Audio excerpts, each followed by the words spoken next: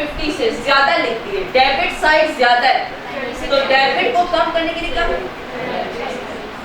Credit करें। Purchases credit 90, creditor credit होना चाहिए था 450 से और क्रेडिटर क्रेडिट कितने से किया? 540। Again credit side overstated, तो ओवर स्टेट अगर क्रेडिट को कम करना है तो क्या करें? Debit. Creditor A B debit 90। अगर डेबिट ओवर स्टेट है तो उसे क्रेडिट साइड पे लिख दो, और अगर क्रेडिट साइड ओवर स्टेट है तो उसे डेबिट साइड पे लिख दो।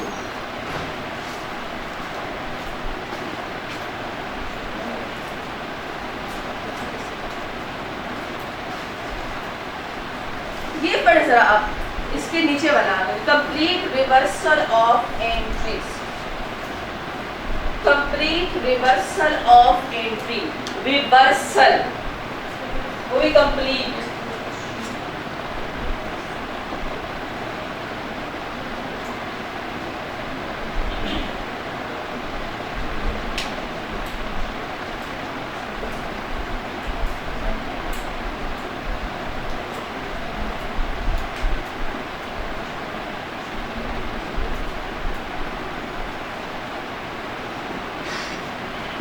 Correct amounts are entered in correct accounts, यानी अमाउंट भी ठीक है कंप्लीट रिवर्सल में, लेकिन आपने डेबिट को क्रेडिट बना दिया और क्रेडिट को डेबिट बना दिया, तो सही करने के लिए पूरा कंप्लीट रिवर्सल करना पड़ेगा।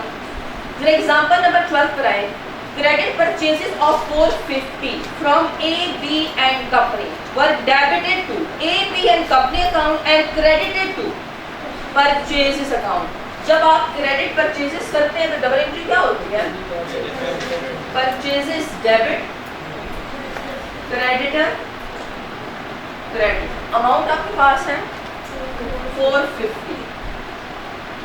भाईजान की शायद डबल एंट्री कमजोर थी, उसको समझा परचेजेस की नेचर डेबिट नहीं होती, परचेजेस की नेचर क्या होती है? क्रेडिट। उसने परचेजेस क्रेडिट कर दिया और क्रेडिटर डेबिट। क्या करेंगे आप? अगर आपको आईटीए का बीआरएस याद हो तो हम कहते थे जब भी साइड्स गलत लिखते हैं, अगर डेबिट को क्रेडिट बना दो या क्रेडिट को डेबिट बना दो, हमेशा डबल अमाउंट से सही साइड पर लिखते हो। परचेजेस होनी क्या चाहिए थी? ओरिजिनल डेबिट होनी चाहिए थी, आपने इसे क्या कर दिया? क्रेडिट कर दिया। अब सही परचेजेस सही साइड पे तो रेक्टिफाई में लिखना होगा परचेजेस डेबिट, लेकिन आप 450 का डबल करें कितना आ जाएगा? 9। क्रेडिटर होने क्या चाहिए थे? क्रेडिट होने चाहिए थे, आपने लिख क्या दिए? डेबिट। अब जब साइड ही आपने चेंज कर दी तो सही साइड पर जब आप लिखेंगे तो फिर भी कितने अमाउंट से लिखेंगे? डबल। फिर जब भी डेबिट को क्रेडिट बना दिया या क्रेडिट को डेबिट बना दिया तो हमेशा सही साइड पर डबल अमाउंट से लिखेंगे।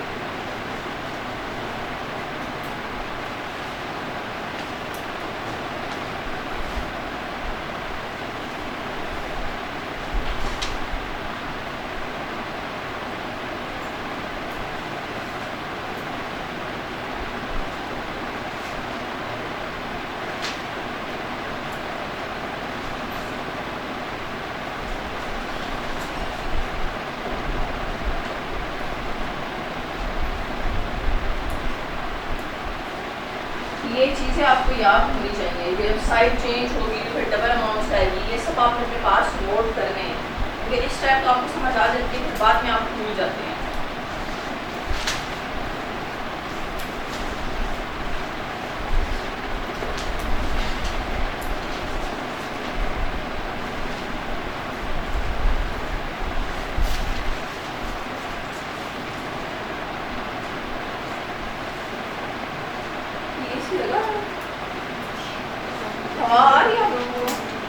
सामने बैठा हुआ है यार, सब बात क़यामत की गर्मी नहीं है। जरा आए अब कंपनसेटिंग एरर पर, जरा पढ़े नहीं बात है, समझ आ रही है? कंपनसेटिंग एरर 4th में जो लिखा हुआ है,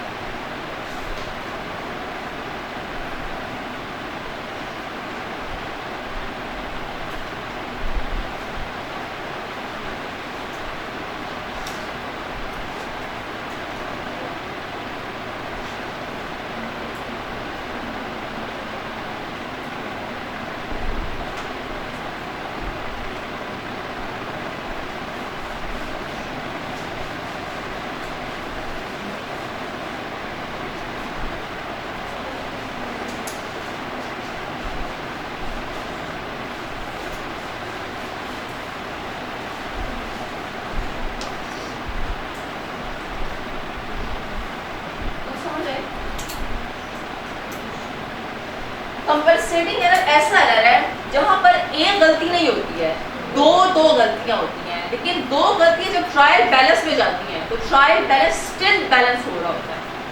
जरा आए इस एग्जांपल से करते हैं, एग्जांपल नंबर 10 से। क्रेडिट परचेजेस अमाउंटिंग टू 450, आपने क्रेडिट परचेजेस की है 450 की और सैलरीज आपने पे की है बैंक के थ्रू 99,000 की। तो बताएं कि ओरिजिनल में होने की चाहिए डबल एंट्री, दो डबल एंट्री होनी चाहिए, परचेजेस डेबिट और क्रेडिटर क्रेडिट, और दूसरी क्या होनी चाहिए, सैलरी एक्सपेंस डेबिट और बैंक के थ्रू पे किया तो बैंक कम हो गया, बैंक क्रेडिट। ऊपर वाली अमाउंट है 450,000 और नीचे वाली है 9,900,000। लेकिन भाईजान तो क्या हुआ, रॉन्ग में से क्या किया, were recorded as 540 in purchases account. आपने परचेजेस में 450 करने की बजाय क्या अमाउंट लिख दिया, 540, और सैलरीज एक्सपेंस को 999,000 करने की बजाय क्या कर दिया, 909,000। यानी आपने क्रेडिटर भी ठीक लिखा हुआ है, बैंक भी ठीक लिखा हुआ है। बैंक तो वैसे काउंटर ठीक लिखता है, कैश का आना जाना वो बहुत अच्छे से समझता है। उसने गलती कहाँ पे की हुई है, एक परचेजेस में, दूसरा सैलरीज में। उसने वैसे क्या किया होगा रॉन्ग में, परचेजेस डेबिट 540,000 और क्रेडिटर उसने ठीक लिखा होगा, क्रेडिट 450,000। ऐसा क्या नीचे क्या किया होगा, सैलरीज एक्सपेंस डेबिट 999,000 करने की बजाय किया होगा सैलरीज एक्सपेंस डेबिट 909,000 और बैंक को कभी गलत नहीं लिखा, बैंक क्रेडिट 999,000। ऐसा ही है, क्या करेंगे अब आप, वैसे बात बताएं जरा, रॉन्ग को देखें, रॉन्ग की डेबिट साइड और क्रेडिट साइड जरा ऐड करें, क्या ट्रायल बैलेंस एग्री कर रहे हैं या नहीं। जरा रॉन्ग की डेबिट साइड और क्रेडिट साइड देखिए, दो डेबिट है दो क्रेडिट है, जरा इनको ऐड करें, दो डेबिट दो क्रेडिट को, ट्रायल बैलेंस की डेबिट क्रेडिट साइड इक्वल आ रही है, ऐसा ही है। तो क्या कंपनसेटिंग एरर ऐसा एरर है जो ट्रायल बैलेंस से आइडेंटिफाई हो सकता है, नहीं, क्यों, क्योंकि देखिए रॉन्ग में डेबिट को ऐड करें तब भी सेम अमाउंट बन रही है और क्रेडिट को ऐड करें तब भी सेम अमाउंट बन रही है। अब रेक्टिफाई करना है, रेक्टिफाई में एक चीज याद रखें, जो चीज ठीक है उसको ना छोड़ें, क्रेडिटर भी ठीक है, बैंक भी ठीक है। परचेजेस होने कितने से चाहिए थे डेबिट, 450 से, आपने कर कितने से दिए, डेबिट साइड ओवर स्टेटेड या अंडर स्टेटेड, ओवर, तो डेबिट्स को ओवर है तो फिर सही करने के लिए क्या करें, क्रेडिट पे, परचेजेस क्रेडिट कितने रुपीस, 90,000।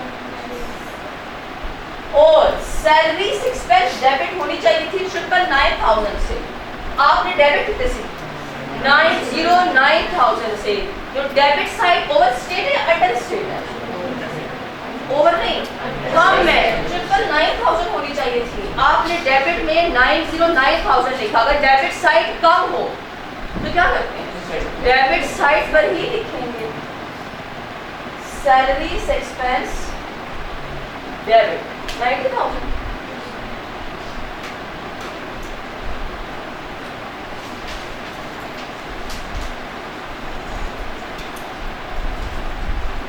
परचेजेस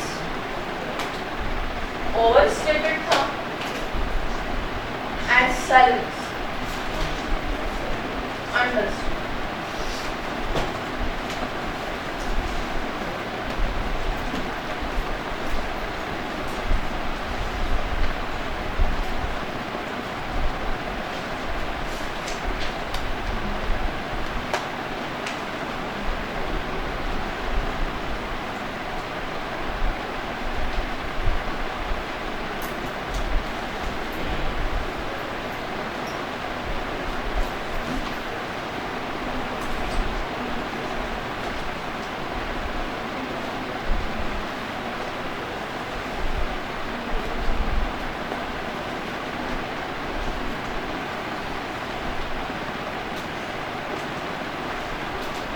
ये करने के बाद जरा आए ना इसके नेक्स्ट पेज पे 369 example number 14, page number 369 example number 14 mister Yasir के नाम से जरा पढ़ें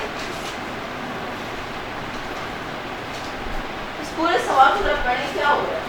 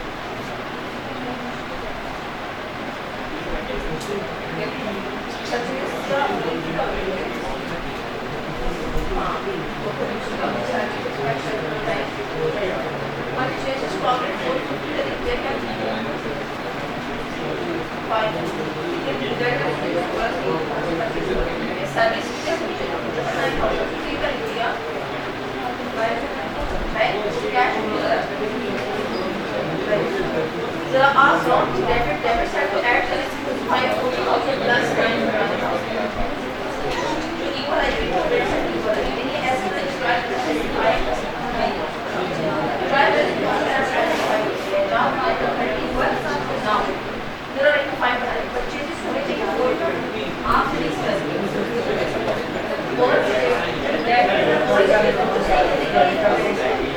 इतनी अमाउंट है वो सैलरी होनी चाहिए आप इसे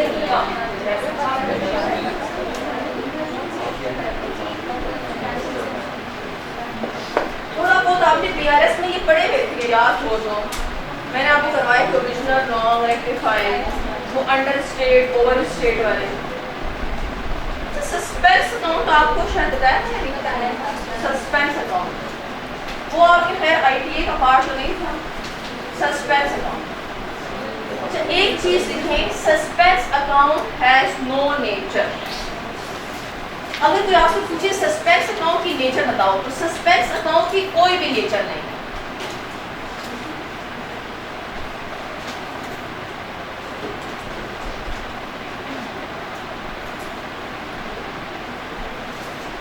ट्रायल बैलेंस की दो साइड होती हैं, डेबिट साइड और क्रेडिट साइड।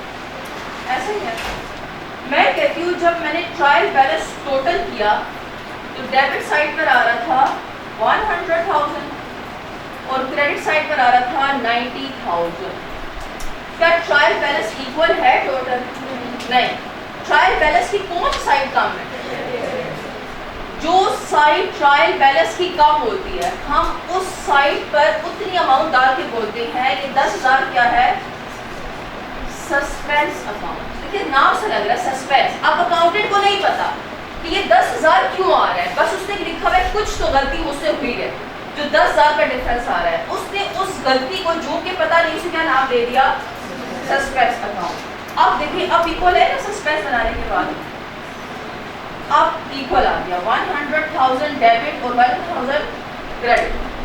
सस्पेंस की कोई नेचर नहीं होती। ट्रायल बैलेंस की जो साइड कम होती है सस्पेंस उसी साइड पर आता है। यहाँ पर कौन साइड कम थी?